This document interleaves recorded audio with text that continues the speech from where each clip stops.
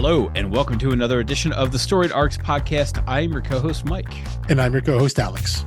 And today we are continuing our discussion of Descender and beginning our discussion of Ascender. And that may be confusing. It is, I consider it one series, even though they are distinct names with new number ones. I think what we discussed in the Zero episode, whether you could enter with just Ascender, I'm gonna say no. I'm gonna say with an asterisk, no. In the sense that like you could jump into like Avengers 130 and read it, and it's gonna reference stuff, and you'll just pick up what you need as you go. And I think you could do that with Ascender. It's just a lot of the I don't, because they flash back to almost everything you need. Well, they not all of it. I think the book, in terms of some, I think we'll talk about in terms of some of the quote unquote cliffhangers that they end on. A lot of those, especially in these first two volumes, are character reveals, which are characters from the past. Which I think if you've been reading along and you see the start of it, and it's like it starts with Bandit, and then the second one ends, and we haven't met her yet, but we see Telsa. Volume 2 ends with the return of Driller. We see Effie again. So this idea that all these characters come back, those moments are built and they're presented in a way that when you get there, you're like, oh, it's this character. Like it's meant to elicit a response. And if you haven't read Descender, you're just, I think an intelligent enough reader would tell themselves, oh, I'm supposed to recognize who this is. I just don't, because I haven't read the first series. Right. Hilariously, I was going to, thinking of was like when you're at a Marvel movie and they throw the Easter egg teasers in at the end of the movie. Yeah. I was thinking of like, most people were amused by Howard the Duck being at the end of the Guardians movie, even if they weren't like remembering the Howard the Duck movie or had seen it or ever read a Howard the Duck comic. They were like, talking duck, that's funny. And it's like, okay, it was just like a throwaway for you guys. But the Howard the Duck fans were like, yes. The Driller fans were like, yes, Driller. I think it's similar. I think that kind of, it's pretty rudimentary comparison, but I think it's true. The idea that stinger, that MCU stinger, maybe not so much of the first movie, Iron Man, but if you were someone who happened to watch Incredible Hulk and not watch Iron Man, the second movie in the MCU franchise release, at the end, yeah, exactly. He shows up at the bar to Thunderbolt Ross and says, "We're putting a team together," and that is meant. If you haven't watched the event, if you haven't watched Iron Man, you haven't seen Robert Downey Jr. as Iron Man say, I am Iron Man, and then watch the post-credit scene there when Nick Fury shows up, talks about the Avenger Initiative. If you haven't seen that, you can posit that, oh, right, he was in that other movie that I haven't seen yet, and this probably connects to that. You can make that logical leap there, but it's not going to land as much, and it's not going to land as intended by the creators. They want you to have seen that, so when he does show up and say that, boom, and so many of those Marvel stingers, you can argue their over-reliance on them, but that is the point there. They're meant to get you excited for something connect back to something you already have seen. They're expecting, maybe not expecting, but they know if you have seen it all, it's going to hit at the maximum effect, the maximum level. Well, and I think that's part of not just like superhero fatigue in general, but Marvel fatigue specifically is like, I've had friends who are not comic people who were just into the MCU until Endgame, and they really hung with it through like all the shows and stuff. And he was like, every time something new comes out now, it just feels like homework. And I was like, I mean, some of their projects have felt like that, where it's like, it's not really my thing, but I gotta stick with it because it might connect to something. And that's how they get you. But, I kind of view this tangential now, but I kind of view the Marvel cinematic stuff the same way I view The Wall at the comic shop when I go in. I'm like, yeah, there's some titles for me. There's some titles that I've heard are good, not really my thing. And then there are things that I either haven't really heard of, not my thing, or they're just not good. And it's just a mixed bag. Also, this idea of like this idea of homework. I understand the sentiment, but it's also like no one's making you do this. You can opt out at any time. And I think their thing was like, if I'm going to be punished for going to see the movie I want to see if I haven't done the homework by watching the shows first, I think was the sentiment. Well, like, this was from someone who saw like Doctor Strange 2, but didn't see one of it. And I mean, you know, was first of all, you missed the better of the two things there, by far. But yeah, something like that. You know, that's like that's a bad illustration of calling it homework when you skip the good thing and go to the okay thing. But anyway, all of that to say, I was really just doing a long wind up for tying it back to James Gunn and Guardians for Descender. Yeah. Well, but I think going back to what you said, I think if you were to ask Jeff Lemire and Dustin Nguyen about these series, in their mind, they would think of it as one series. I have to imagine. I think my variant for the last issue of Ascender testifies to that because it's numbered Descender 50. Yeah, and there's something about that of maybe why it ends, why 32 and 18 does wrap up at a very nice round number of 50. You know, so I would imagine, and I think we alluded to it last week. You know, there's a letter from Jeff Lemire at the end of issue 32, and again, I assume it was included in the end of volume 6, where he talks about the end of Descender and how the ending wasn't what he had originally planned because they were going somewhere else, and this idea of what the next part of the story could be, which became Ascender, was something that came to them relatively early. And so he always thought of it as like, I'm going to end this, take a break, have a time jump, and then come back to it. So even as he was ending Descender, he had in mind already at least some sense of where these characters were going to be when he picked the story back up, because it was already announced. Like, and it was announced at the end of Descender, hey, we're taking a 6-month break here, you know, just long enough for the trade collection of volume 6, the final trade of Descender, come out. We're taking a break here, and then we're coming back with the continuation of the story. Yes, it's called Ascender. Yes, it's a new number 1, but it is, for all intents and purposes, Descender issue 33. Yeah.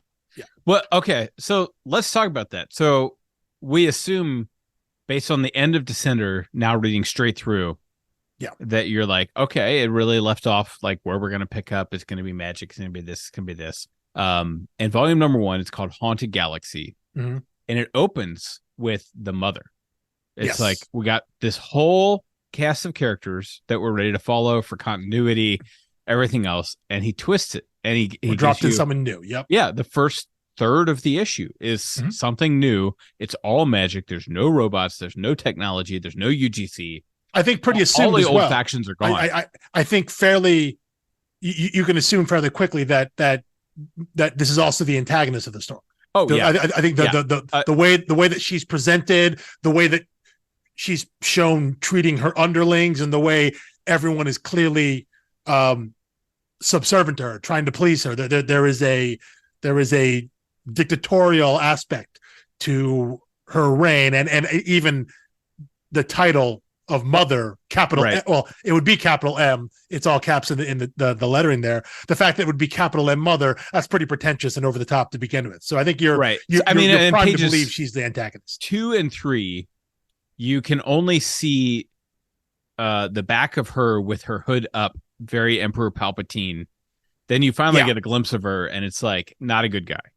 I've never known a good guy with like the bright green eyes and, you know, the old wrinkly skin and the dungeon minions and all this other stuff. So it's interesting that it starts with the villain. Well, and then she's doing necromancy, right? It's like, I not great. Can you imagine if Fellowship of the Ring opened with Gandalf doing necromancy? There's what the hell kind of book is this? That's a pretty clear red flag that not that magic is bad, but the person that does this, like, there is no world where necromancy is not considered dark magic. Like, there's no form of magic, right? There's no form of magic, and for that unless they're only mostly dead. and then it's not necromancy, right? It's because they're not dead. Bride, right? They're not dead. They're only mostly dead. Yeah. Right. But yeah, and I was going to say, even beyond that, there is practically no form of not just magic, but like any story involving science and technology dealing with the raising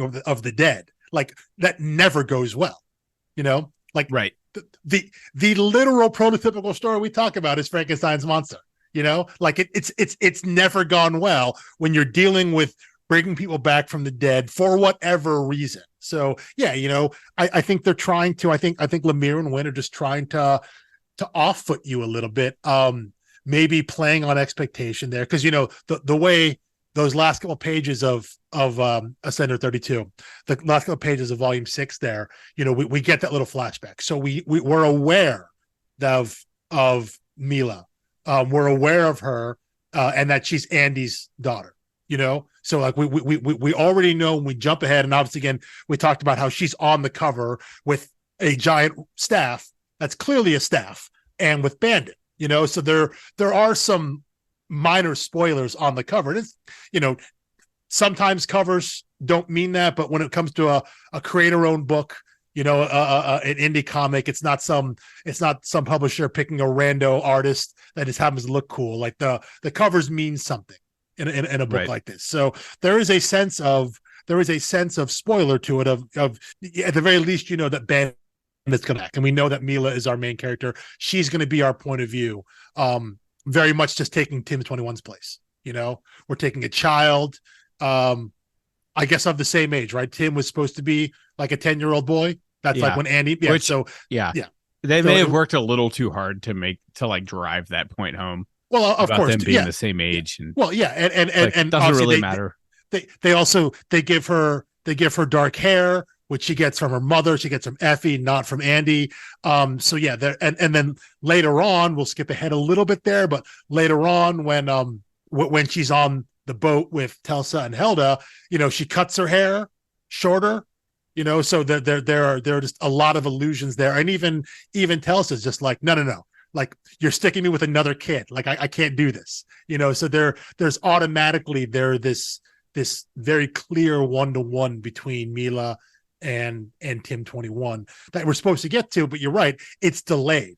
So it's almost like Lemire and Nguyen know that we know that the story is going to get there, right? So yes, there's no point in starting out there, because I think they assume a level of trust of like, well, we want to introduce what the world is like now, and by introducing Mother in that way, not only do we see that magic is now, they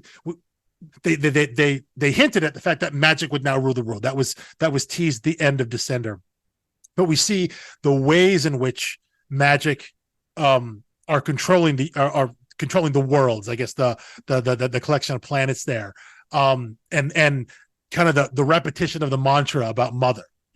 So we see the way that society reacts around Mother, and so we get a sense of what our new world is now. And I think they wanted to get that out of the way first before we get to the inevitable catching up of our characters that we know. They know they can delay that because we're never going to get there. I mean, there are a few things I want to admire here. So first of all, I think Nguyen's colors are at a next level in this series, because it's not like, black with some purple and space, a lot of stuff, and ships, which are very sterile, but the lush landscapes that he gets to watercolor here. And going back to that letter that I referenced that Lemire wrote, he said that was part of the impetus for taking the story in this way. He wrote that issue where Driller, after Driller confesses his crimes, right, and Andy, basically exiles him, the planet he lands on where he meets the old wizard, that was basically to give Dustin a break to draw something different. Where he got to draw landscapes, got to draw different backgrounds, use different colors, different character types, body types, and things like that.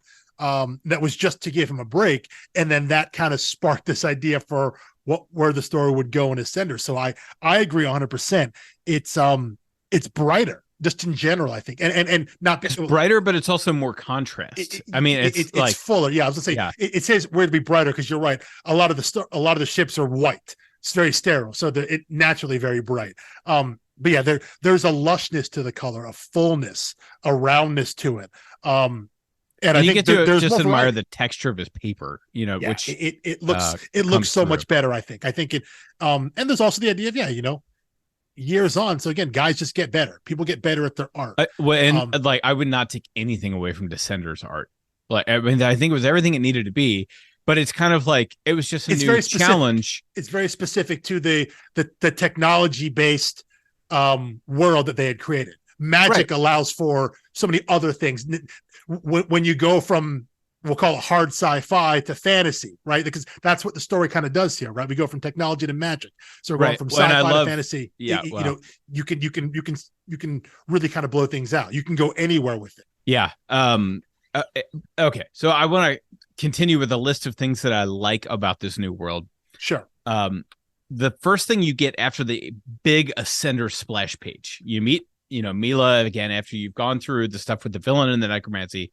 It says Ascender really big, and on that first page you see this flying turtle and just a silhouette of Mila, and then you see Mila looking up at the flying turtle, and it's like, oh cool, flying floating turtle, that's some nice texture of the world. But that is what they will jump on to escape at the end of this trade. And as a single issue reader, it just shows like that's a 5-month game plan, right? It's like, oh, we're just going to have a flying turtle on this page. Chekhov's flying turtle, definitely. Yeah. So 6 months from now, they can jump onto it, and you won't be like, they have flying turtles in this world. Yeah. But I think that it also establishes that this is a world that has things like giant flying turtles. Well, and that's the third point I have about the world building now is I absolutely love that with the loss of robots and technology, it seems like they're saying, robots and flesh are basically two sides of the same coin. They can both achieve the same sorts of things, just they do it differently. And when they capture Andy at the end of the second one, they throw him into this like transport that's made of like flesh. It's like, oh well, they don't have like little hover cars or anything anymore, but they have a flesh wagon, and they don't have spaceships floating around, but they have flying turtle. So it's like, oh, they actually can achieve all of the aspects of life. It's just harder, or it feels more primitive to them, or they have to invoke magic to do it. Exactly. As I was saying, it comes from a different source now. Now it comes from the hand wavy bit of magic, Right. But I think I would have felt like it was lazy if there were still ships flying around and they could get on little hover cars and stuff like that. Because it's like, well, I know that technically those aren't like sentient machines, which is what the Descenders took away. Yeah. Well, but in this world, they probably were. I mean, like in the way that you could like talk to the Millennium Falcon, that like C-3PO could. Yeah, well, like, it had some level of intelligence to it. If you read some of the expanded canon, then the Millennium Falcon technically has 3 sentient droids in it, but we're not going to go down that road there. No, but put a pin in that for now. Put a pin in that idea of how the world exists, because I want to re-examine that from a different angle. But continue with your list of kind of what you enjoy about the setup here. I mean, those were the 3 things, which was that they have thought through how does this fantasy world look, and then our next viewpoint is, it's like, okay, we've seen necromancy, we've seen flying turtle, now we get Andy. And the last time we saw Andy, he was in the middle of a robot war. And so it's like in one issue. So I know that like we talked about how Jeff Lemire isn't frequently a set everything up and hook you in with the first issue kind of guy, and this is a kind of a cheat to call it our first issue.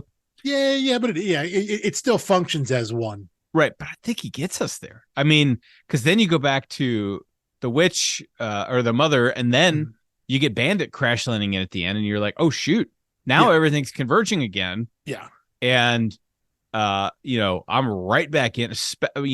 I gotta say this again, especially if you just finished Descender last week and you're picking up Ascender this week. Everything just feels of a piece. Yeah. Whereas you definitely. I think I'd Because mentioned again, last there was time we a saw significant gap. there was 6 months there. Yes. Again, last time we saw Bandit, he was being teleported away with Tim when the Descenders came. So yeah, we have no idea where he went. All we know at the end of Descender is that all the sentient robots, anything that was derived from the robotic code that Quan stole, just pieced out. Everyone's gone. Right, which and of course they start sticking it in everything because like why wouldn't they? In the same way, like 2 years ago, we're recording this in December 2023. No one knew what ChatGPT was. AI was something from sci-fi movies, and now it's like standard business bro LinkedIn jargon to be like, our company's integrating AI into da da da da, and it's like we've had it for 6 months, and people are integrating it into everything already. So it's like obviously, if that Descender tech existed, that would take a couple years to get folded into everything that can take like software. So or some part of, did you ever see the show Silicon Valley? Yeah, it's like Richard's middle out algorithm. It's like Dr. Kwan made that, and it's like, oh, that was really, really special. And then by the next year, it's like, every company has reverse engineered it, and they're all doing middle out now. So you have to come up with that was the central tension of that show. Is like, well, you have to come up with a product, but the main thing was like, you can be an innovator, but the innovation doesn't last for long. It's like what you do with it. And the innovation that Dr. Kwan had, yes, he was like the father of it, and he pushed it further than anyone else. But you have to assume everyone else. Like, I want to see a follow-up series where someone, the knockoff company that was making knockoff Tim 21s. I want to see how that went. Well, but I think that there's stuff there to mine. But I think ultimately in Descender's world, it doesn't really matter. The point is that their society had reached a point where the robots were just ubiquitous. However long that took from Dr. Kwan being effectively like a grad student, right, in the flashback, right, essentially, to being someone maybe now in his 50s. So maybe that might have been like a 30-year time gap from when he steals when he steals kind of the base code to when the series starts again. Probably about 30 some odd years there. So it's enough time that their world became dependent on it. And again, and it's not just the rapid advancement of robotics, but I think it's all technology. Like they talk about not having shift drives anymore, where they could, aid for interstellar travel and things like that. So, but I guess that kind of brings me to like my one major nitpick with Ascender. Yes, let's get there. Which is just, I don't think 10 years is enough time of a gap for you think the memories and everything are still too fresh. But not just that. And I say this with the caveat that knowing that the ultimate ruling class now is magic, which means you can literally, like I said, you can literally hand wave anything and just make it magic now. But as we talked about last week, when the Descenders came back, they took all the sentient robots with them, and then they basically annihilated the society. So it wasn't just taking my toys and going home. I'm going to burn your house down on the way out.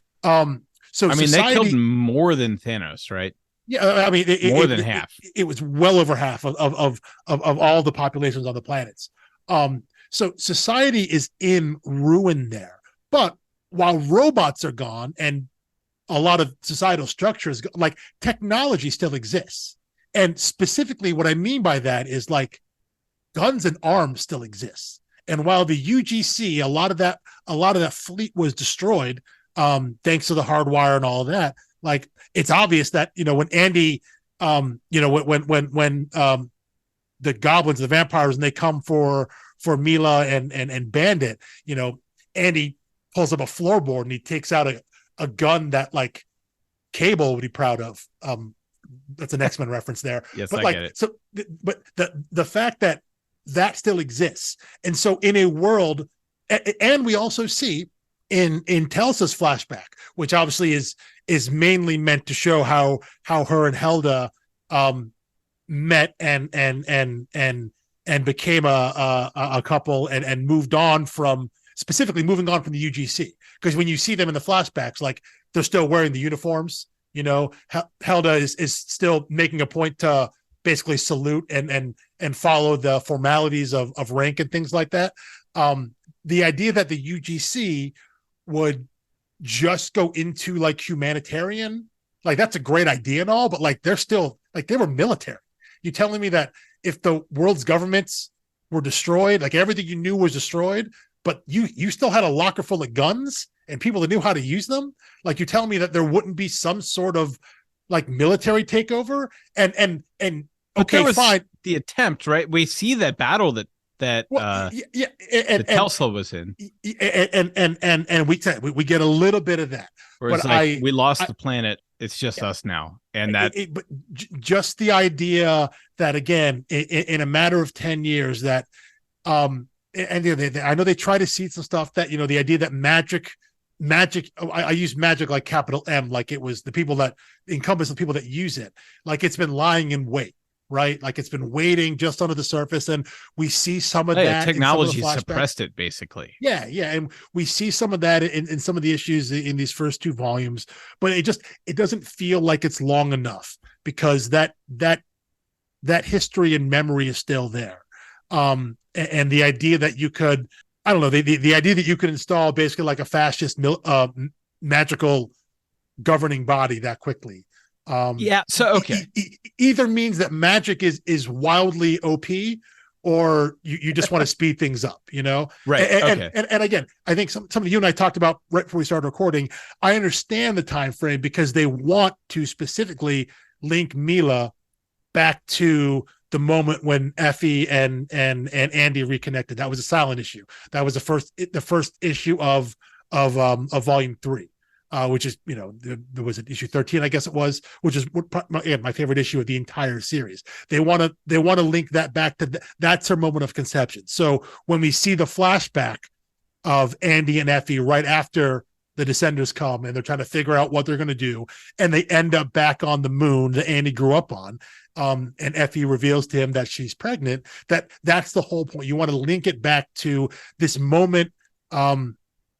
It's almost like tying Mila's entire existence to the moment when the Descenders came back, you know, and thus wanting to keep the child point of view character. You then are limited by how old you make Mila in Ascender. So that becomes a 10-year-old girl, which becomes a 10-year gap. I understand all of that, but to me, it feels like things were rushed there, and the way that their society, I feel like, would have been, that maybe they wouldn't have so quickly acceded and to magical overrule. And maybe they had no choice because of the power of magic, because of the creatures they had at their disposal, namely the vampires. Maybe, you know, there are plenty of ways you can get around that. But again, I accept all of those. But just for me, as I read it, it doesn't quite feel lived in enough. So I think that's perfectly valid, and I would not try to take that away from you. But I will say, I think if I were to make a defense of it, I would say, one, you know, they did show like, okay, well, the military tried to do this without its head, without technology, and they were just totally overpowered by magic, and all of them just went into being drunks and hiding out at sea and stuff like that. 2, 10 years is about all it takes for fascism to completely take over. That is, case in point. Every iteration of fascism we've ever seen. Yes, the case about all of human history. Yeah. 3, I was like, okay, well, so the comp in my head, I was like, okay, well, think of how the world in Avengers Endgame adjusted to 5 years after. They did a 5-year time jump, and it was like, okay, half of life was snapped out of existence, and the world is like kind of used to the idea now. They're starting to like move on, get over things. This is twice that. And you had me with the first 2 points. I'll give you that entirely. But when we jump 5 years ahead in Endgame, the world still functions and exists as it did prior. It just half the people are there. Like, we didn't come back and all of a sudden every societal system is different. Right. It wasn't an E-bomb that went yeah off. Yeah, it wasn't a complete and total change in the way that the basic fundamentals of society functions. So yeah, but your point about the rise of fascism, like I have literally no leg to stand on that one. That is entirely true. And then, I mean, again, it's horrifying. It is, but he perhaps doesn't lay that on thick enough. No, well, and yeah, I think that is meant to be subtext, right? The idea that we have now moved on to this fully dictatorial rule, led by a single monarch, essentially, one figure. And our first introduction to her, we see that she's clearly terrible. So the implications are there of the kind of world that we live in. And again, the constant thing of like, mother loves you, mother is always watching, all those phrases. Very Orwellian. That everyone is saying over and over and over again. And the idea that we see and I think it's just in that first issue about the people who are saved, quote unquote, right?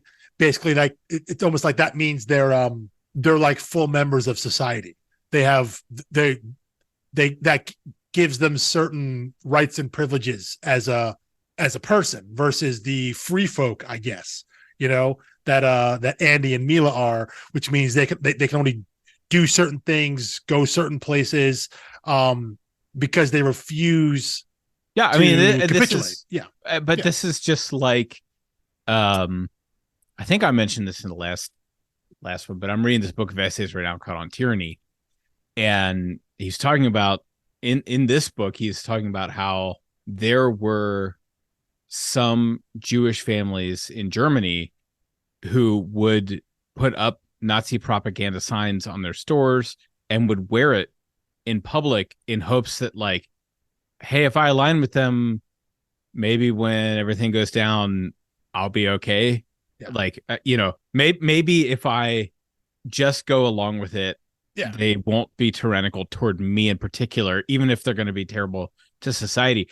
And I so deeply understand that impulse. Oh, yeah. Trying to play the game within the game.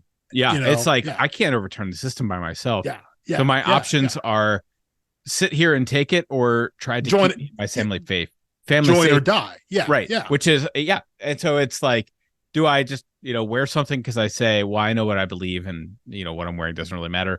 So anyway, it seems like it's basically that. It's like, we're trying to force conformity and safety. We promise you safety, and you're slightly threatened, and you can't trade in the town and stuff like that unless you've got. Like the fascism is directly on that. Directly on that. Right. Mila says that to Andy when she's like, why can't we be saved? Who cares if it's just saying the words or anything like that? It would allow us to trade, go to the market. It would allow me to go to school. Right. She's because she's never grown up in a different world. Yes. Yeah. Where he knows what a world without fascism looks like. Exactly. So, but all she's seeing, I'm not blaming the child of this, but she's seeing the benefits of what would be considered a better life than what they have. And for her, it's like, who cares? It's just some words. I say it. I don't have to believe it, but look what these benefits are. And Andy, having seen what he's seen and experienced what he has, it's like, absolutely not. Like, those things matter. The words matter, the intention matters. All of that's important.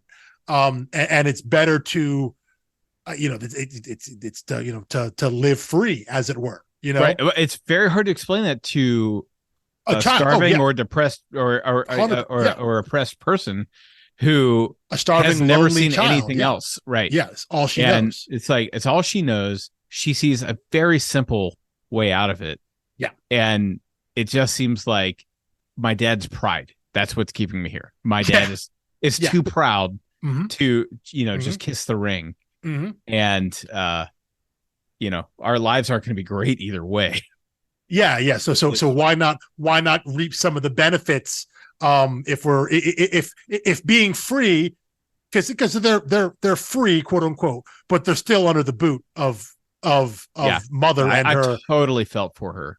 Oh yeah, no, but also having read Descender, and we know Andy, and we know at one point, and I think this is where he ties back into this idea of the fact that after his mother died, and he was taken off world, he became a scrapper, and the idea of, does he really believe that robots are evil, or is he just doing it because it was a job, it was a paycheck, it was a way to live, So this idea of compromising principle for some sort of monetary gain or perceived monetary gain or perceived lifestyle gain, because in the end he comes to regret that.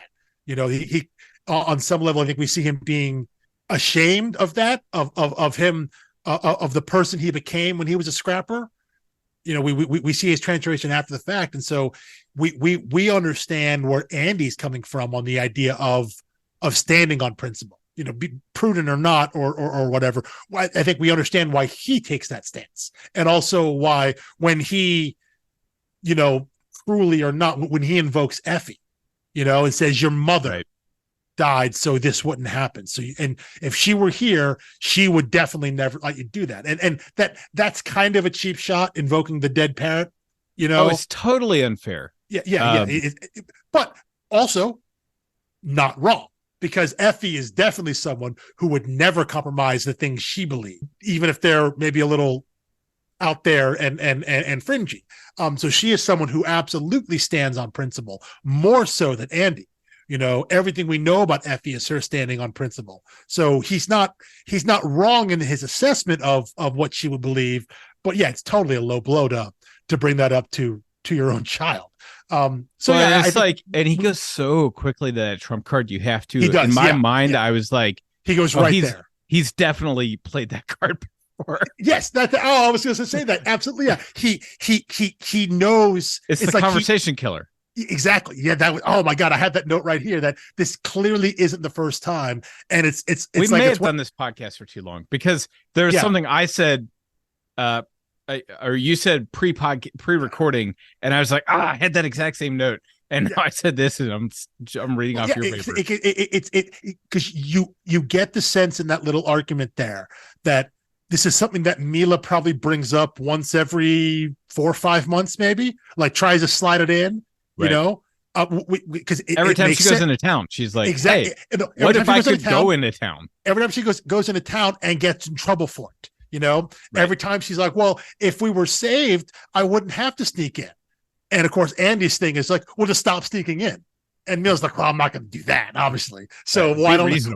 Yeah, you can't ask me to stop doing that. I got to be me. So yeah, you get the sense that this is something that's a reoccurring thing, and Andy knows he can just drop that bomb and be like, nope, your mother wouldn't want it.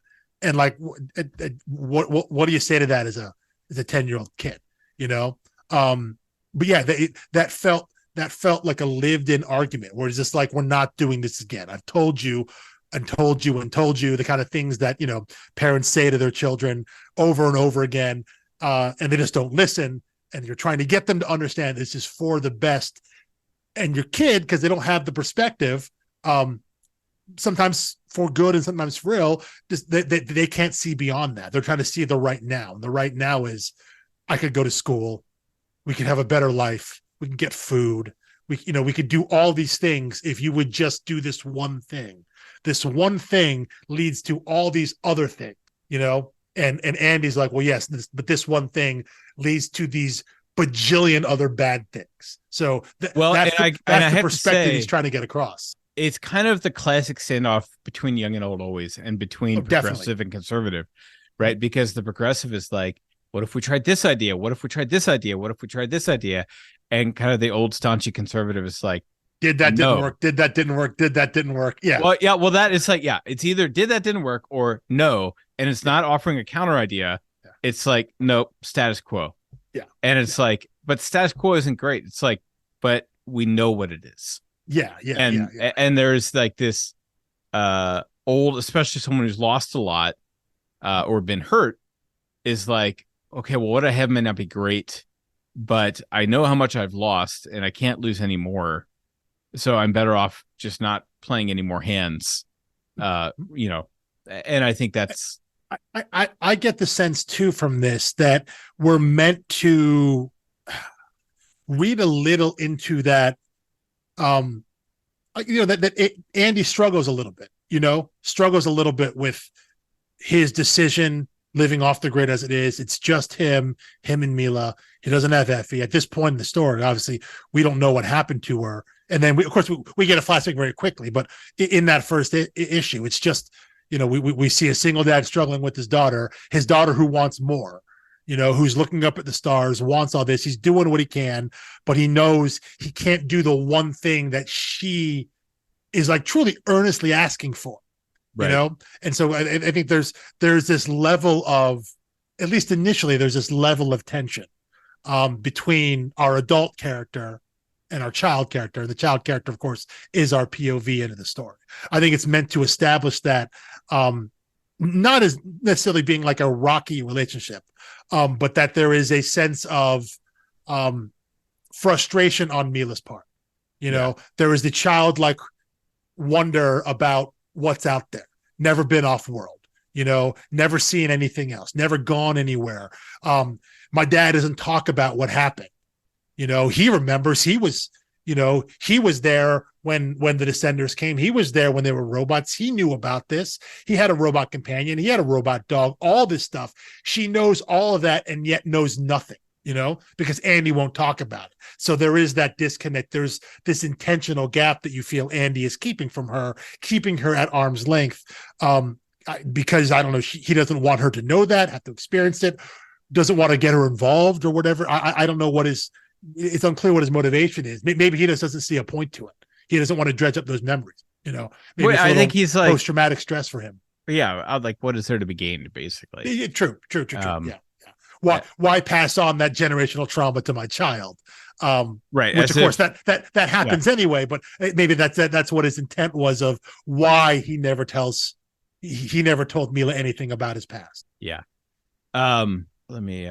I had my notes written in chronological order, even though we never move in chronological order. Yeah. There's no point in that. One thing I wanted to say that I think this is on the publication side of things. So, kind of zooming out to like a meta level even, but when you start volume 2 and you flip to the issue, and this is in trades, obviously, it says number 7, like chapter 7. And for some reason, I did not like this. In the Descender trades, each trade started with 1, 2, 3, 4, 5. So you never knew which issue you were on in the series. It was all relative to the trade. Yes. And they fixed that in Ascender, which actually almost makes it worse, because now it's like it switches halfway through, but at least they switched it to make it correct.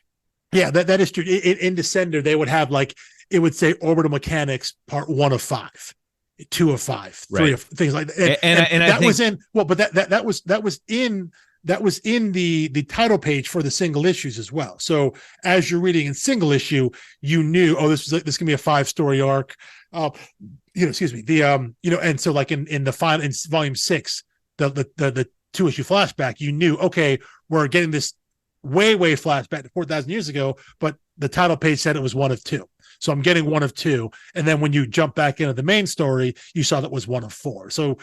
But I have to say, and this is like it's not a nit that I picked lightly, because I was very confused about this when I first came into comics as an adult. The distinction between a trade paperback and a graphic novel.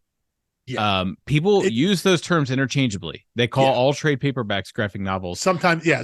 And this kind of numbering convention is almost intentionally misleading them, making it feel like a standalone piece. Yeah.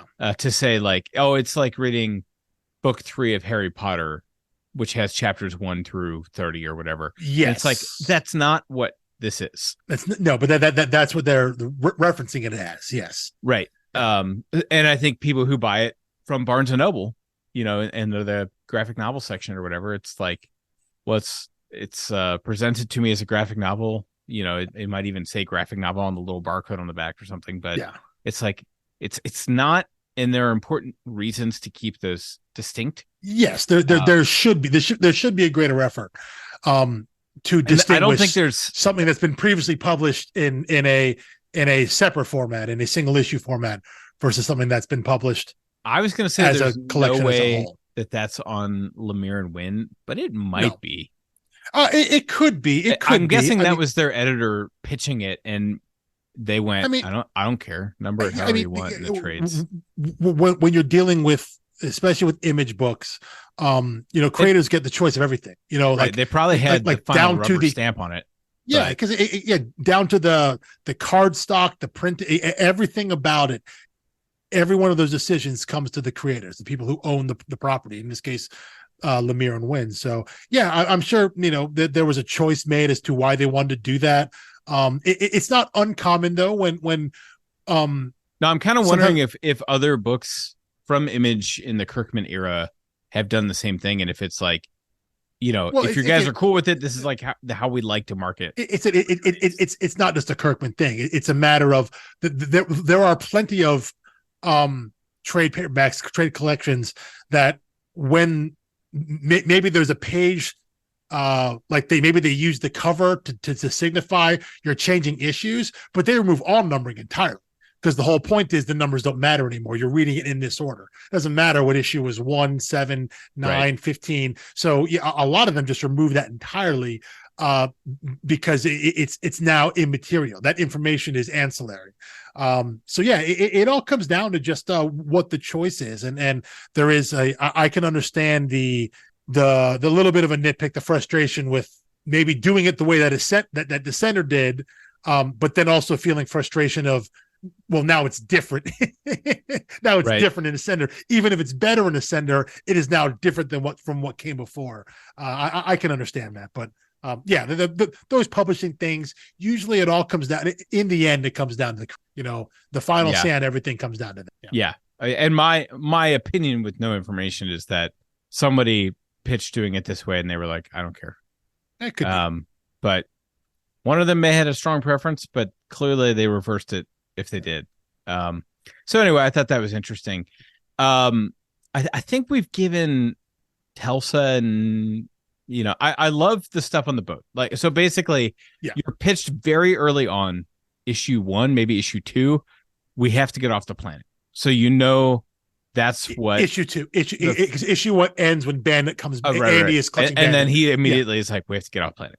Then Mother's her and so this whole however long this particular arc is, it's about getting Mila off planet.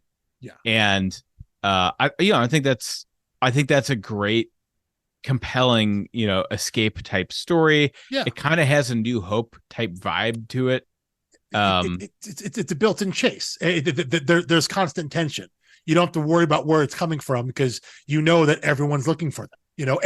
And because of how they teased it at the end of issue 2, that they're not just trying to get off the planet. Like, they're specifically trying to get to Telsa. They're trying to get to a character that we already know. So we're building not only to them escaping, but we're building to this reunion, at least of Andy and Telsa. And Bandit, I guess, at this point too, because Telsa obviously also knows Bandit.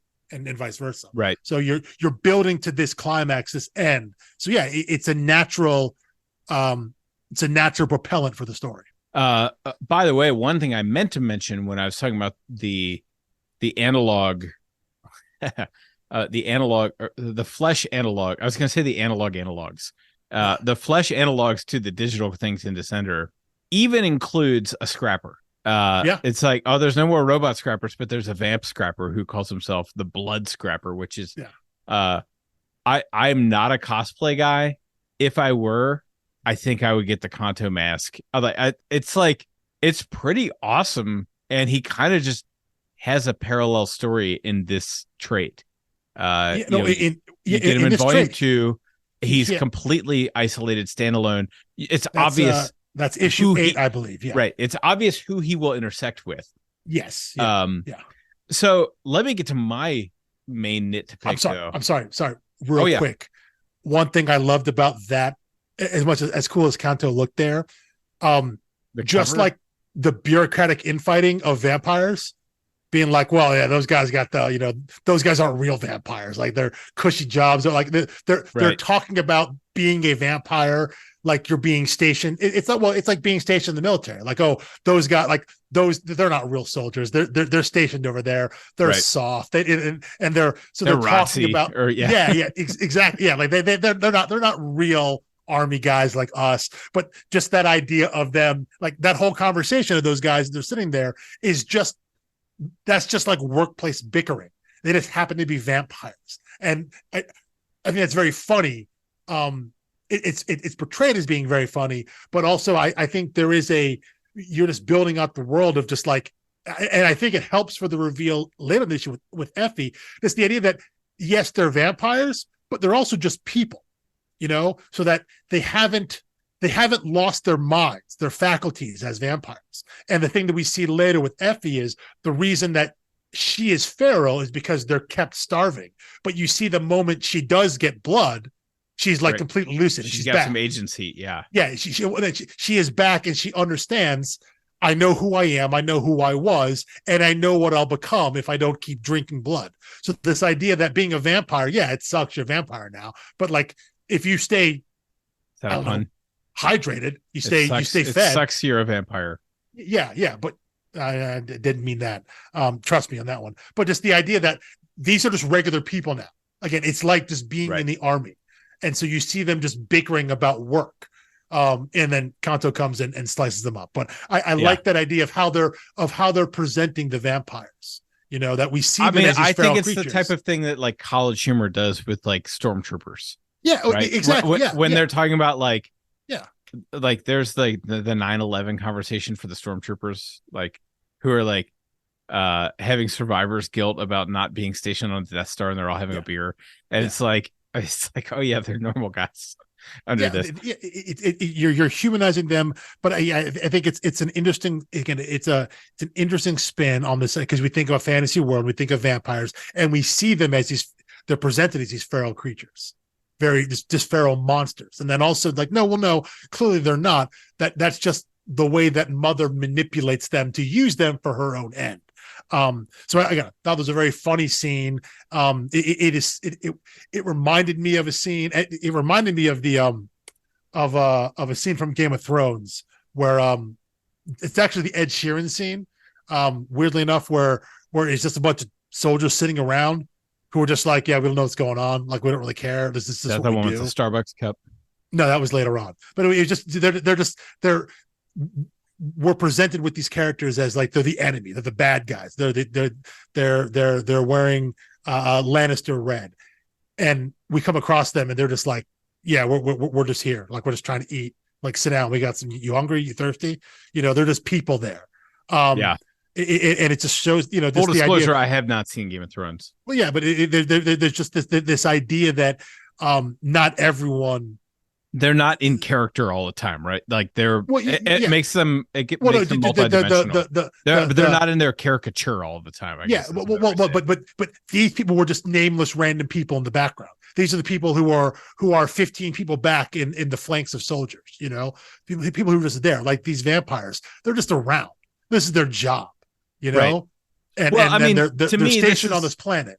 It's such good texture, though, and I think to me this is like. When this is just for the Story Dark's drinking game, when you're watching The West Wing, and a scene will open with two random staffers talking, or like an Ed and Larry talking, and then your main protagonist walks in the room and the camera follows the protagonist, but it's like, oh, we just got a 30-second glimpse that like, oh yeah, just because these are the people we follow doesn't mean they're the only people here.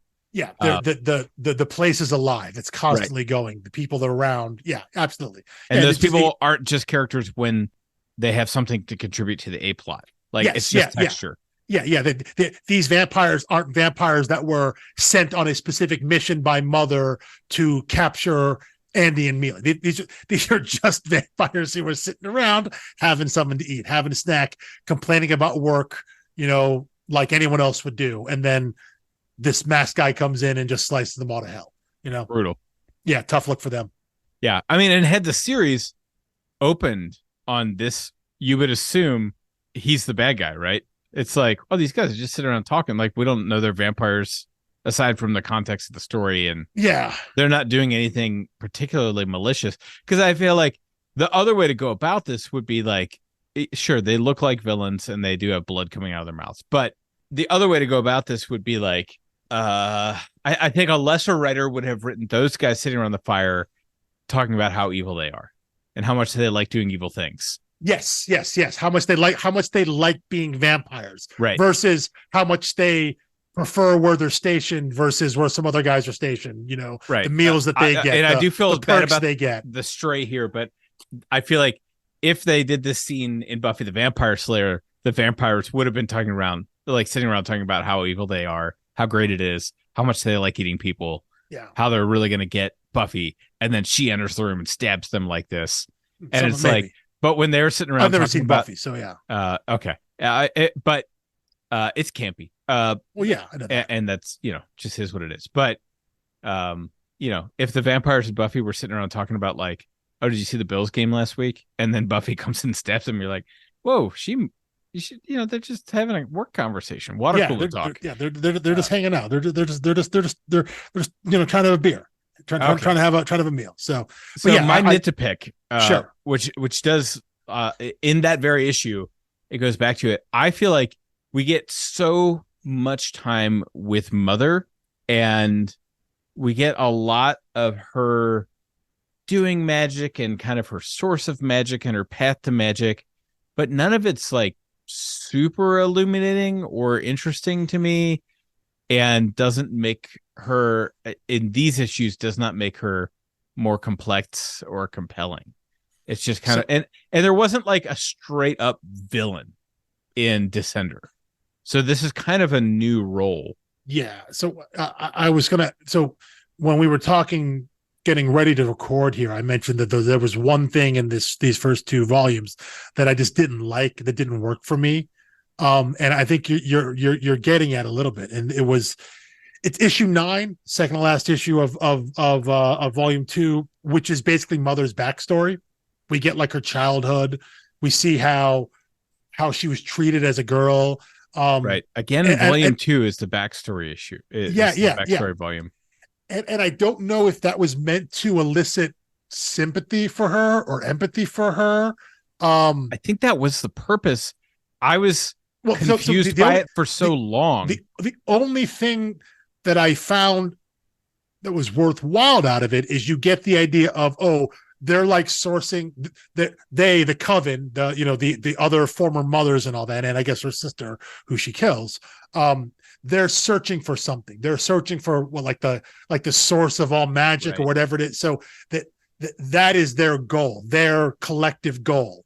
So that seemed like it was important, but I felt like you could have delivered that information a myriad of different other ways. Like, why do we have to go back and see her backstory? Because one thing I really loved was in that first issue when Mother calls like the coven, and it's like that red smoke, and we see all the ancestors, I guess, and all of them greet her like mother, mother, mother. And then there's one that's clearly younger that's just like, what are you, yeah, who's and you can tell by their interaction, because she gets scolded by the other ghost there, like, have some respect, she's in charge. And you can tell that this obviously younger one doesn't have that respect, and you can infer what the relationship was. I think she talks about how what Mother has should have been hers, how she was flesh a lot more recently than the other mothers in the coven, so we get some of these context clues as to what Mother's relationship is to all these spirits that she's speaking with. And then we get that literalized in the story, in that issue. We're shown that again. So you felt like it was a little hand-holdy? Well, not hand-holdy, or it didn't feel important, because like, I don't care about Mother. Exactly. Yes. I don't care about That's her. My problem. I don't care about her. I can be made to care about what Mother and the coven wants. This idea of the source of magic, that I can be made to care about, the plot point. So give me that in a different presentation, different format. What I don't care about is Mother's, like, why that's wrapped up in a story about Mother's childhood and how she was neglected and she was the weak one, but she took power back, and now look at her, she rules the former UGC. Like, I don't care about that, because I don't care about her. So I'm reading through that again and reminded, like, oh God, this is the mother issue. I don't care about this. I don't care about her. I don't care about her sisters. I don't care about her backstory. I don't care about any of that. All I care about is what they want. And so why can't I get that in a different setting? Why can't I get that information? What they want palatable? Isn't really motivating their actions at all. Like it's not, but in terms of the things I could glom onto. I know, but I'm just saying, at this point in the story, our only interaction with the mother is she controls the world that Annie and Mila are on, so they have to get off. She doesn't want them getting off, so she's going to use all of her powers to keep them from getting off. Well, that's all we need about Mother, and she's got well, and then there's pages in these first two trades. Yeah. Well, she gets that prophecy, right, about the dog who speaks backwards, right? And then we also get this idea that there is a rebellion, right. So rebellion, and when that's the New Hope thing. It's like they got the R2D2, they got to get off planet, and they have their own. The Empire's on their heels. So so as in they have their own Force user on their side. That the one former UGC general who is used as live bait, he references. They have some magic on their side now. So we see her in opposition to the people that we assume are the good guys because they're chasing after the characters that we know and love. So spending a whole issue on her to see her be downtrodden and physically and emotionally abused. It's like, well, again, I don't care about her as Mother, the character. So it just felt like a waste of time in terms of I don't feel I got anything worthwhile out of that issue because it's meant to be a character issue, and I got nothing out of it. So, I think it's meant to be like, oh, isn't it interesting how a fascist is born? She's like the runt of the litter stuff, and it's like, and normally those things work for me. My favorite of the Harry Potter books was 6 because I loved the pensive scenes where they go and explore like Voldemort's backstory, like all the things he was up to, and they learn about him, but Harry learns about tyrants in general. Like that totally worked for me. It felt like a long game and it felt very earned. And like Lemire's playing a long game. The book opens with this character. There's just never anything she does that makes me give a crap. I'm not rejecting this idea outright. I'm with you.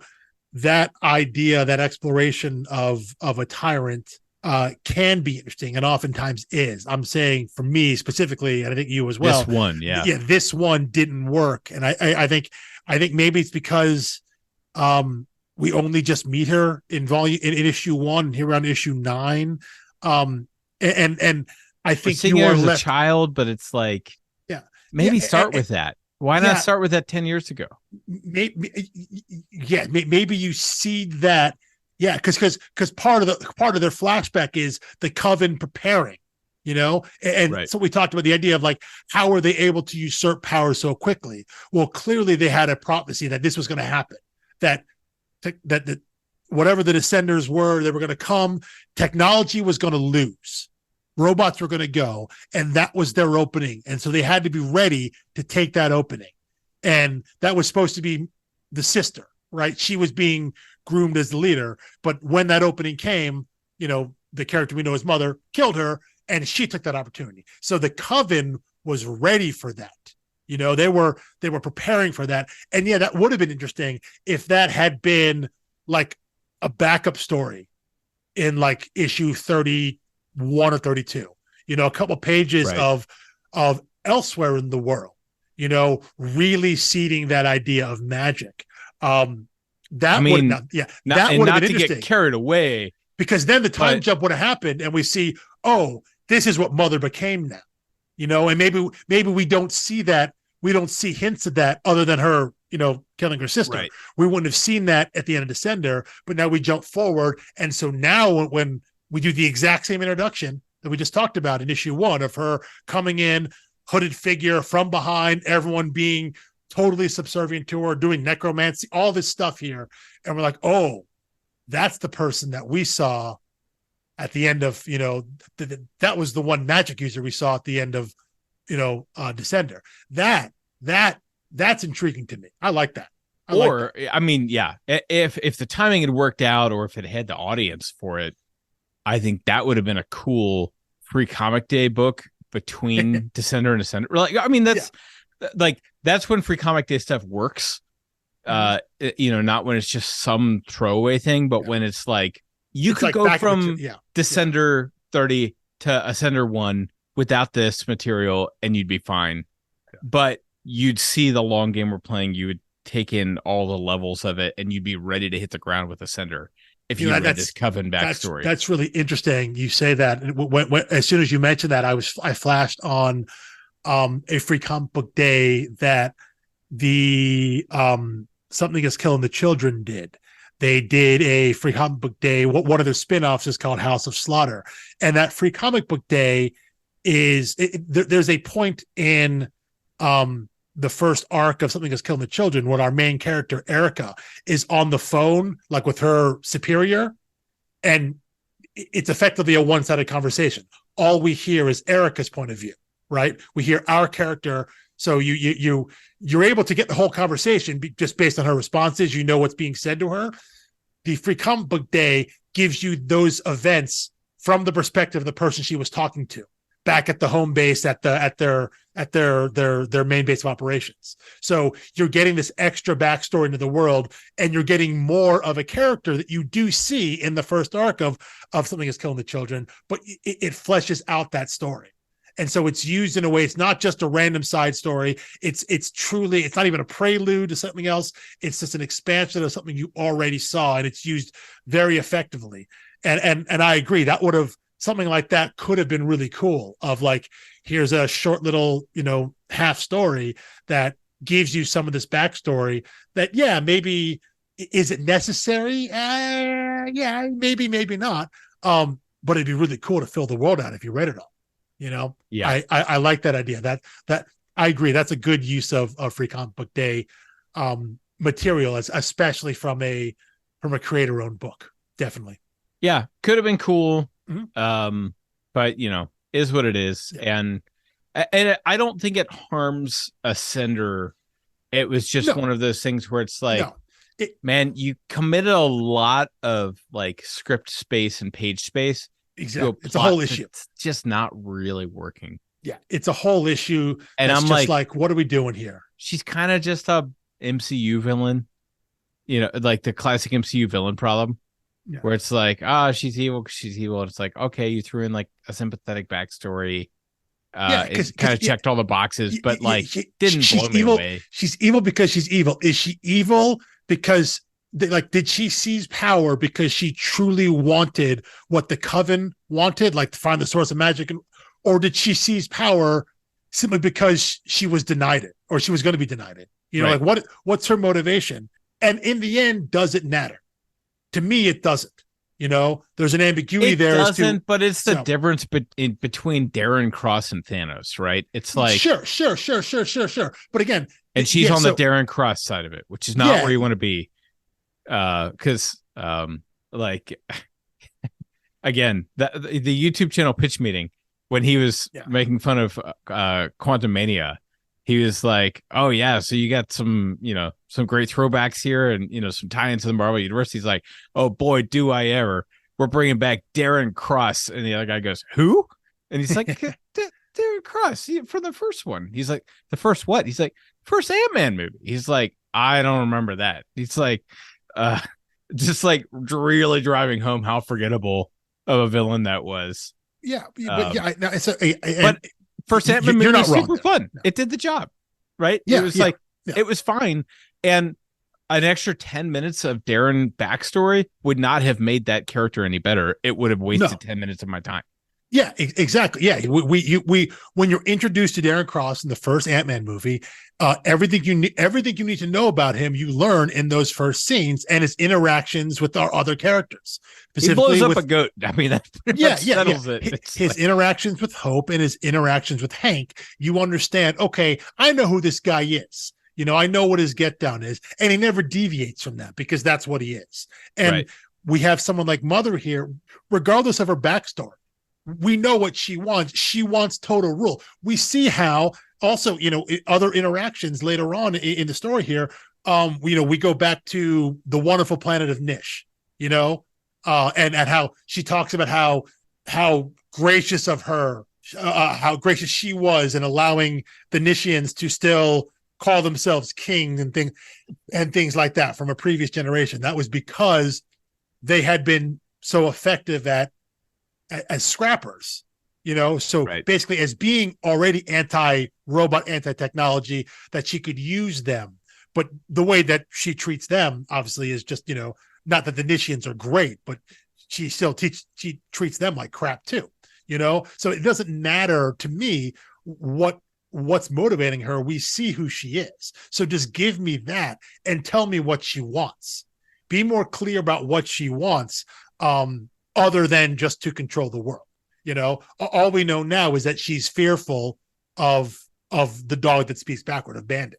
No, she's literally Dr. Evil, right? Yeah, it's well, I do this because this is what I do. And I guess you can you can infer she fears the loss of power and control, which you would assume comes from a reintegration of technology in a society. Right, because it's almost like if technology ever comes back, this magic will dry up again. She sees it as a binary, right? Magic up, technology down, or vice versa. There's no interaction between the two, in so much that, except for the technology, I guess, that they control, as she talks about, like any advanced circuitry, robotics, or whatever you want to call it, any technology that still exists in the world, they control. She controls. The rest of the outside, everyone else, the plebes out there on the planets, they don't get it, but they're allowed to have it.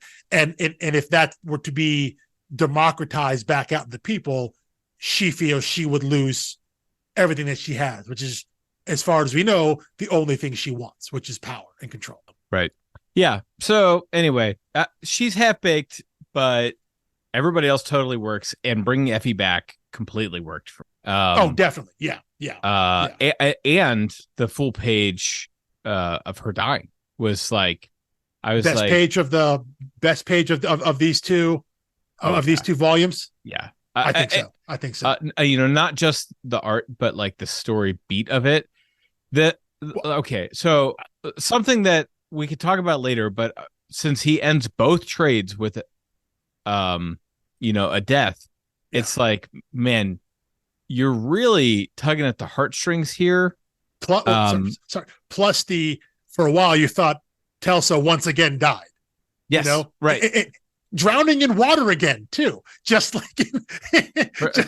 when your skin is blue, for some reason water is going to be. Which also makes you think, why is she captaining a boat? She didn't do so hot on the water planet at the end of December. Well, that, and I'm like, and I've never heard a version of Jonah and the whale where Jonah gets in the belly of the whale and immediately tries to take a cyanide capsule.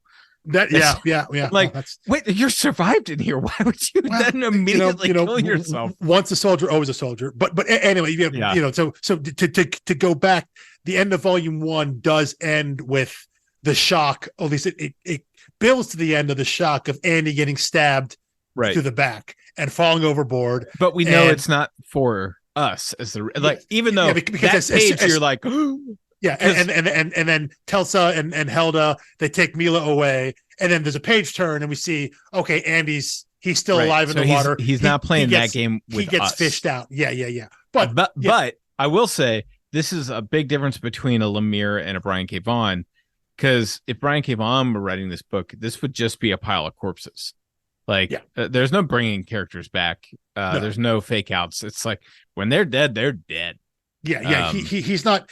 It's a different story approach. The idea of the cliffhanger. Lemire likes the cliffhanger. Someone like BKV likes the gut punch. Yes. That sort of thing. But yeah, there is especially in these first 2 volumes of Ascender, there is a lot of fake out deaths, a lot of gas moments for the reader. And again, I think this goes back to the idea of how much it's tied to Descender, is that these moments are meant to hit in the way they do because you're expected to have a relationship with them already. You know, that the reason you already care about them is because you've read the 32 issues previously, and you know who they are, what they went through, and now seeing them in the state they're in now 10 years later, no one really doing all that great. No one's really thriving 10 years on, right. You're sympathetic with them. But yeah, you get these fake outs, you get these deaths, you get these big shock moments. But yeah, none is bigger than Effie. And I think that whole sequence, we alluded to it earlier, this idea of Andy pleading with her to remember me, remember us.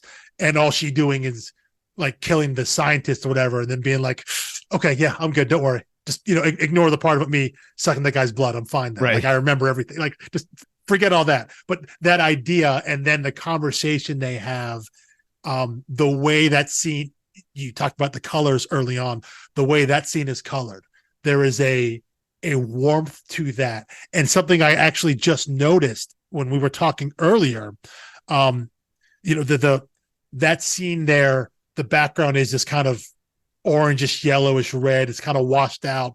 It's very warm, almost like it's a room lit by candles, whatever. It gets that sense there. Yeah. If you go back at issue 1, when Mila and Andy are having their argument about being saved, all that back and forth in their little cabin, it all has that kind of bluish, grayish kind of bit there. And then there's a silent panel when you see Andy 10 years earlier, because he has the longer hair, and he's picturing Effie. That one panel, the background of that panel is colored in that warm orangey yellowish there. Oh, that's a good catch. And then so as he remembers, because it's obviously it's Andy who evokes Effie. It's because we talked about when he drops that trump card on her, it's him who brings it up. But he has that moment of reflection where he remembers Effie, and of course it's pictured in a way that we the reader remember her, because obviously we get more of their backstory later in the upcoming issues. But in that moment, in issue 1, we see her as we, the readers, last saw her. And in that moment, that one panel, it is that warm orangish yellow background.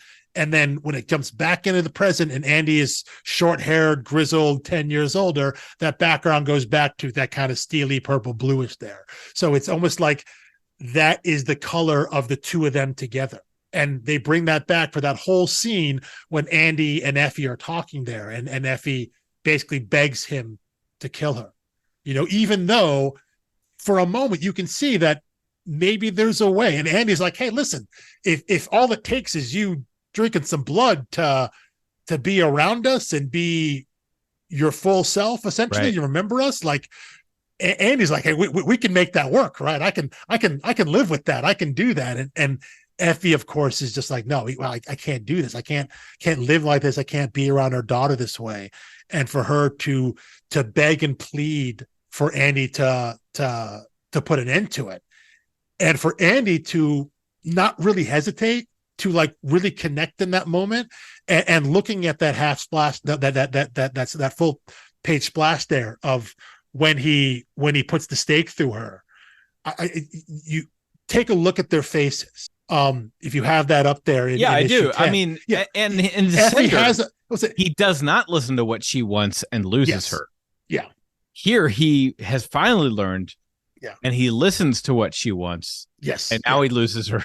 Anyway. Yes, yeah. And but at least I lost her, and we were on good terms. Yeah, this is not what I wanted in that moment, but it is what she wanted and what she earnestly wanted. And I think what's interesting about that is the way that Effie is drawn. She's, obviously there's a height difference there, so she's looking up at Andy. There is almost a look of surprise on Effie's face, and Andy looking down on her as he has the stake through her is just completely stone.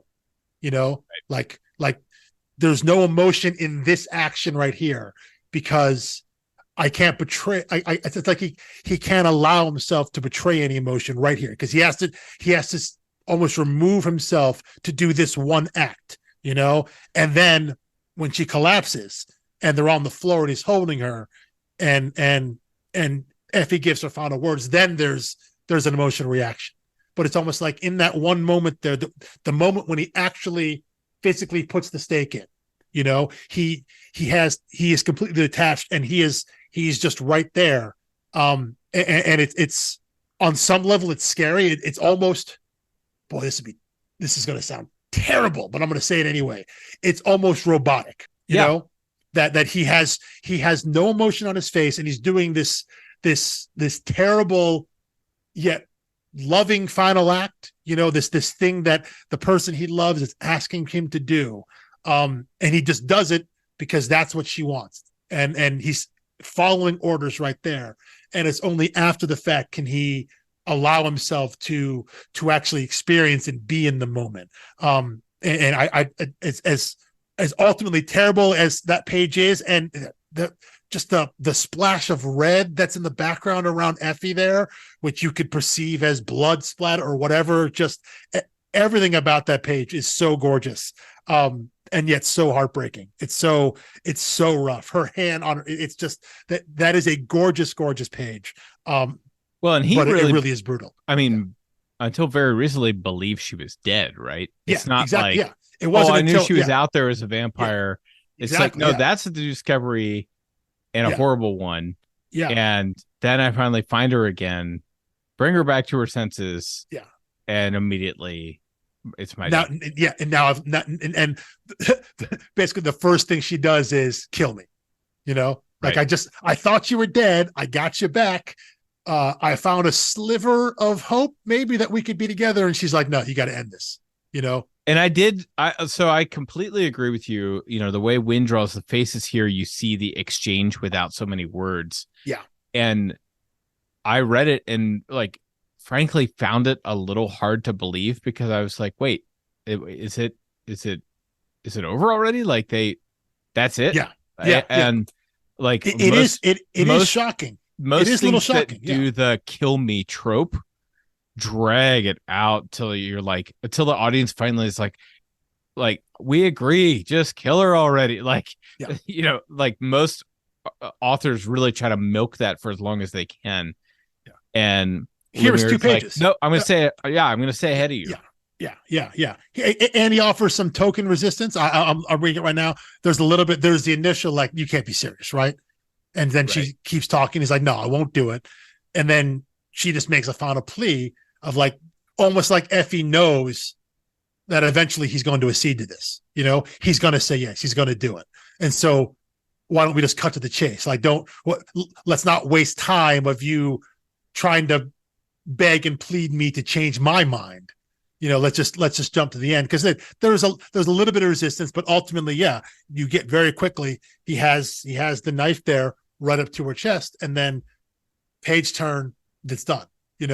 Doesn't drag out. It doesn't become this big, huge scene. It's a very, very small, incredibly intimate scene, and it's really, really incredible. And then seeing her, like, seeing him, like, carry her out.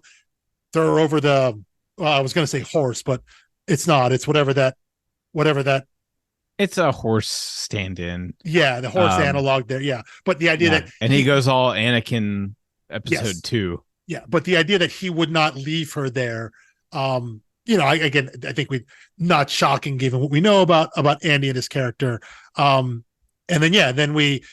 You kind of feel like that's kind of wrapping up the story, and then we cut back to our intrepid trio on the boat. It looks like Helda has sacrificed herself for Telsa and Mila, and then all of a sudden, their savior has arrived in the form of Driller and his wizard friend. Right. Yeah, and I guess at some point, obviously early on, we talk about issue 1 ends with Bandit coming back. Issue 2 ends with us seeing Telsa. I can't remember exactly. So somewhere in volume 2 is where we first see Effie as we saw Effie turn into a vampire in the flashback, and then we saw her as a vampire before Andy eventually kills her. Were you thinking at some point, like, oh, we're getting Driller back? Like, were you primed for that? No, but back? You know how I feel about Driller in general. I'm like, I when he got marooned off the ship, I was like, oh, good, we're done with that character. And then I got like a Driller only episode, and I was like, of course I did. I walked right into that one. So at no point were you then thinking, okay, well, we're checking boxes here that of the people that have to come back or will come back, Driller and the old wizard friend, like, were you expecting that at some point? No, the one I expected, were you expecting it? Planted was Dr. Kwan.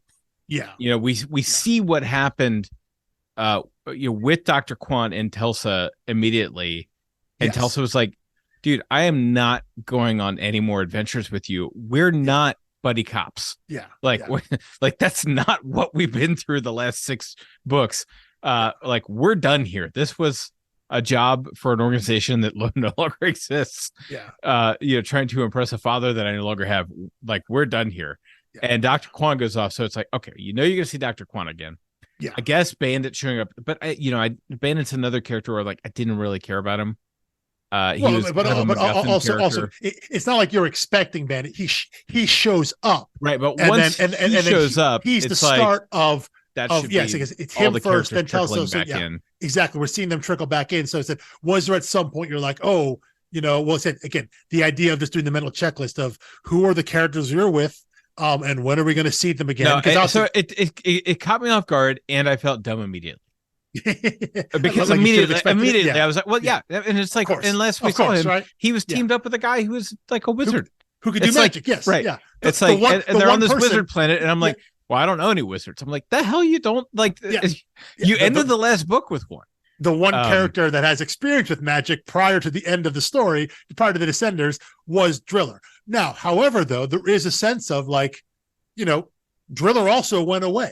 He was a robot. So where did he go? Where did Bandit go? Bandit came back. Of course, Bandit came back spectacularly. He came back like a meteorite falling into the sky. So whatever they made Bandit out of, that's pretty sturdy stuff right there. I don't know how made out of black box. Yeah. I don't know how Bandit now ever gets damaged. If he can fall through space and land through atmosphere and crash land on the ground, like, how can anything hurt that? I don't know. But so yeah, he's back somehow. And yeah, Driller is back. And not only is Driller is back with the one previous magic user that we had experience with, the one that we presume is the quote unquote good magic user, right? He's the white magic, he's the white wizard, right, as it were. Yeah. Because, in terms of the way he described it, the way he talked about it. Yeah. And because he didn't do, we never, at this point as of yet, haven't seen him do necromancy. So clearly he's not a bad guy yet. So yeah, that's I think it's a solid end, a solid tease end. You're right. There's a sense of like, oh, of course we're going to see him again, So you feel a little caught off guard, then also you feel a little ridiculous because you should have seen it coming, right? Yeah. That's exactly what I felt. I felt like, why wouldn't I have seen this coming? Given everything we know about where we left off, but also it was like, it was just enough characters last time that I had kind of lost track of who all was a character. Certainly the first time I read this, I was like, Driller. Oh yeah, I remember Driller.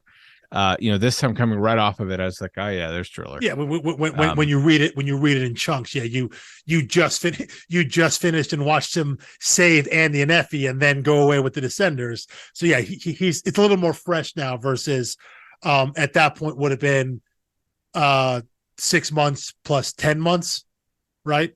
Yeah, and I guess I would have assumed, which I guess we saw him at the end of the one, but I was going to say, part of me would have assumed he would have left with the Descenders, but I guess his AI was so primitive. No, he did. He did leave with them. He disappeared after he saved. He goes out into space. He saves Andy and Effie. He does disappear, just like Tim and Bandit do. So yeah, there is another question. The fact that he's back is indicating something much bigger. Exactly. It starts with Bandit, and obviously it's no mistake that Bandit lands right where Mila and Andy are. There's no mistake there. There's clearly something going on that obviously again ties into the prophecy this, I guess, from Mother's standpoint, this prophecy of their demise, of Bandit, the dog that speaks backwards, the hound that speaks backwards, I guess it was. And yeah, now all of a sudden Driller is back. And not only is he back, again, he's back with the one character we saw use magic previously, the one person that at this point Driller would probably consider a friend and vice versa, So yeah, it raises several more questions of, wait, now there are two robots back. What does this mean? Where did they go? Why are they back? And it's setting up for, again, the fact that we're now over halfway through the series, the effective halfway point, volume 2, but there are only 8 issues on the back half here, so they're already setting up and getting ready for what their ultimate end game is going to be. Their end game for not just this story, but again, the idea that Descender and Ascender are one story. Well, speaking of ultimate end games, and this is my last question because we're a little over, although I always try to remind people we typically do about an hour per trade, and when we're doing double trades like this, it is going to be a longer episode. Run a little longer, yeah. So we'll put that in the description. If you listen to our unwritten season, you understand that's a good boilerplate for this. But the name of the series. What did you think of that, if you can remember, in a spoiler-free way without exposing any knowledge of volumes 3 and 4? 100%. What I remembered initially was just the opposite: this descent, ascent. Like that was no, that's the obvious parallel. But no, you don't learn until volume 5 last time what a descender is. Why is it called Descender? No. So no, I remember thinking like it ultimately wasn't important what the descent, because the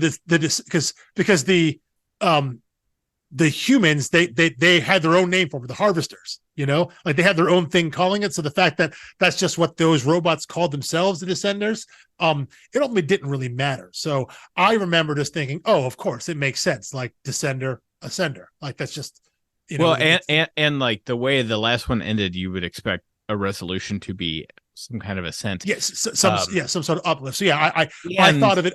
I thought of it as just clever word. Ascender number 1 is Mila like on the ground looking up at the sky. Exactly. Very Luke on Tatooine. Yeah. And it's like, oh, she's going to be the one to, ascend the post-robot world and bring robots into reality. But the cover of Descender one is Tim looking up. He's not looking down. So, but no, I saw it initially just obviously as like, oh, they're going for clever wordplay. Ascender, Descender, like that. This is, okay. Well, I won't. I mean, I think it has.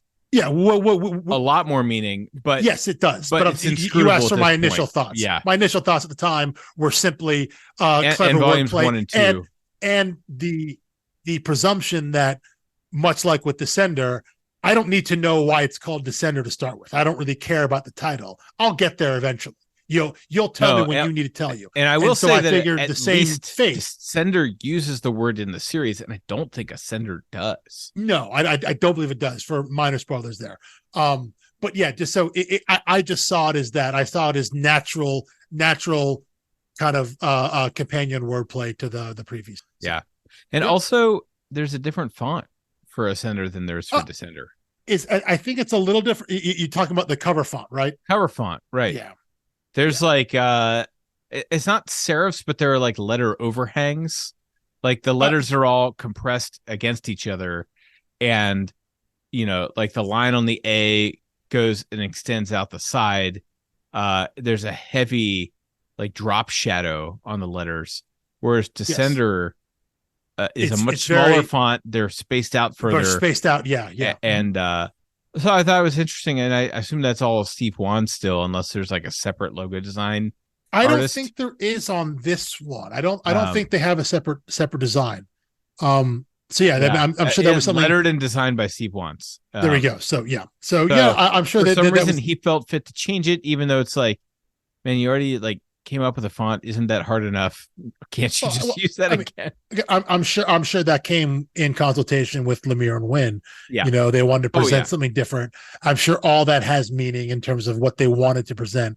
But it is notable. It is notable that they went ahead and designed an entirely new heading, title sequence, a new font, a new everything for the new series, even though it is a continuation of the previous series. Yeah, and I guess one last thing to note is that we do have a new credit on this book. So your storytellers, which is their self-appointed title, still Jeff Lemire and Dustin Nguyen, Steve Wan's lettering and design, Dustin Nguyen covers, but Will Dennis gets an editor credit here. And as far as I know, he did not have an editor credit anywhere in Descender, because I keep an eye out for those type of things. And he was a big DC Vertigo guy, I believe. Yeah, he's done 100 Bullets, Why the Last work, Man, Scalped. So he's done Brian Azzarello, Brian K. Vaughan, Jason Aaron, DMZ. Joker, he's credited as an editor at the end of the run. I'm trying to see where it starts. At Descender. Okay. In Descender, yeah. There's no editor credit early on. Because I think like what I was thinking is this is a book that would be really valuable to have an editor, just because there are so many storylines, and every once in a while you need someone who hasn't been in the room for every storyboard idea to say, hey, this is a little hard to follow.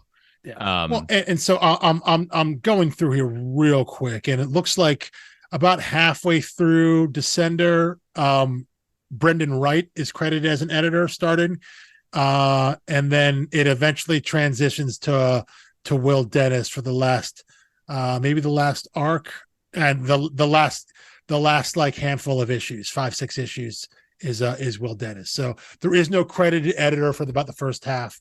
Not saying they didn't have one, maybe they had someone they were working with, but it wasn't enough to be official capacity.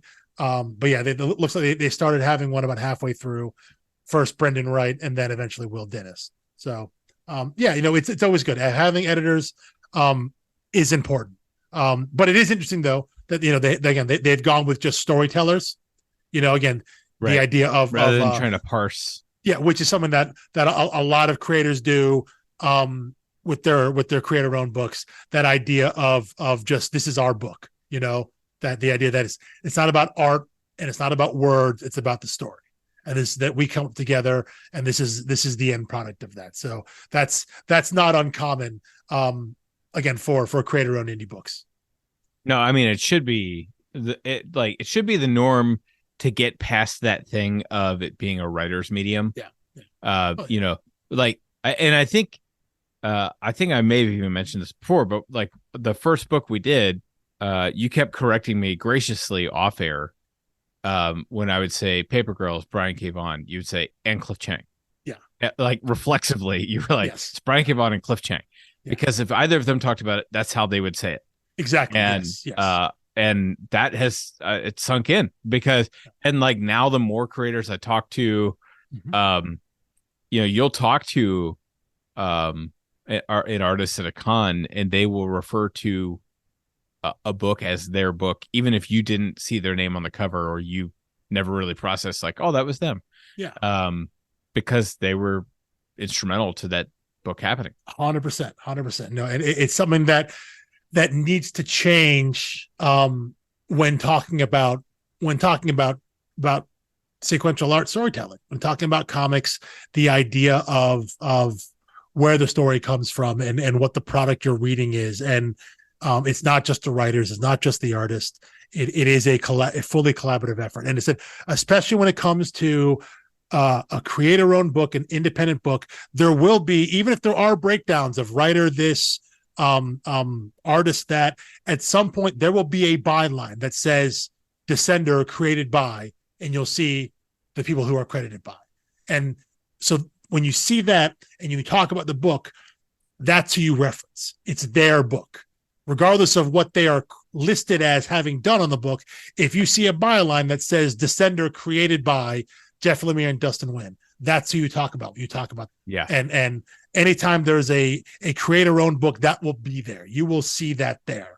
That byline is important, and that tells you when you reference it, when you talk about it, when you refer to it, these are the people that you have to credit because it's their book, it's their idea. Everything about it goes back to them. So I love it when books kind of transition to that, just saying like storyteller. This is the people in charge of the thing that they're the ones responsible for the thing in your hands that you're consuming. And it's again not about who did what or how much they can. No, it's their story. I love that, the idea of we're just sharing credit. This is ours together for you to enjoy and read. Yeah, well, maybe they just need to do like the James S.A. Corey thing, which is I don't know if you're familiar with that author. No. Who the book series The Expanse, which launched the TV show. Okay. Yeah. James S.A. Corey is the author. That's not a person. That's a made-up name for two people who work together, and they've made one name that they write under. Sure. And well, I mean, I'm the people listening who may be fans of the artwork of Gorohiro. They're a duo. They're a pair of artists from Japan. They draw really cutesy anime and manga inspired stuff. Do a lot of work for Marvel. It's actually if you read Superman Smashes the Clan, written by Jean Louis Yang, that was drawn by Gorohiro. If you haven't read that, you should go read it. But yeah, they are a duo of artists that work together, and it's not about who draws, who inks, who colors, whatever. It's just Gorohiro. So yeah, that idea of just it's collaborative. This is the output. Doesn't matter what comes in. All that matters is what comes out, and this is the final product. So I didn't know that about The Expanse. That's cool. I didn't know writers did that often like that as well. So I know some artists have done that. It's pretty weird. But I like it though. I totally dig it. Yeah. Now you can't talk about one of them without talking about the other. Exactly. Yeah. And many people who read it, but probably not many people. If you're reading 700-page books, you probably read enough of the bio to realize it's two people. I would say maybe when you read the first one or the second one, by the time you get to the end there or towards the middle, you probably are aware of that. But no, I like that because then it's not about who gets credit for what, who did this, who did that. No, it's just we did this. This is the thing you're getting at the end, and I like that. It removes that sort of delineation. Sometimes it's necessary. Sometimes you need that. Sometimes you want that. I think a book like this, especially when it comes to comics, as collaborative as it is, and especially when it's creator-owned, when it's an artist and a writer working together, they don't want to delineate credit. They don't want to say, I did this, you did that. They want to say, we did this. And I think Lemire is someone, I think because he often works with the same artist over and over again. He's very collaborative with them. I think that's something that him, when he's working just as a writer, is incredibly important to him. That the books are credited and recognized as being that collaborative. I don't think he has an ego about that. And I think most comic writers, the ones who obviously someone like Lemire writes and draws his own stuff, but there are plenty of writers who don't. I don't think none of them, at least none of them worth their salt. Any of the ones that are worth reading that are good, they don't have an ego about that. They're not saying this is my book because I wrote it. None of them are like that. If you meet a comic reader that says that, you can go ahead and stop reading anything that person works on, because that writer isn't worth your time. So Lemire is definitely not like that. Totally. Cool. Well, that is all I have for 1 and 2. Issues 1 through 10. So just go ahead and read the rest of it. Center 3 and 4. 11 to 18. Shorter read. It's 11 to 18. Yeah, it was the first two trades, the first two arcs were 5 issues each, and then to close out, issue 1 was a little oversized, or was that I don't? It might have been a little oversized, and I think maybe the last not double size. It may have been. Yeah, it's like 1.5. It's like 30 pages or something. Yeah, as I say, 30 instead of like 40 some odd. So that could have been the case, but yeah, it's the last 2 arcs are 4 issues each. I said it's 11 to 18, and that brings us again to a nice round number of 50 for the entire story. So yeah, go out and read that. If you're reading the deluxe edition, it's the back half, or go read volumes 3 and 4. Can't wait to jump back into it and finish the story out. Yeah, I'm very excited now that I've reread it all. I can't wait to get to the end and not just talk about the end, but talk about my summative thoughts about the whole series, which I think will be. We'll look at not only 3 and 4, but really look back at everything going all the way back to Descender 1. We'll look at all these volumes in totality, for sure. All right. Well, we will see you next week, and you know where to find us. Click the link tree in our episode description. Find us on Twitter, Blue Sky, Facebook, Instagram, everywhere, and we will see you next week. Peace.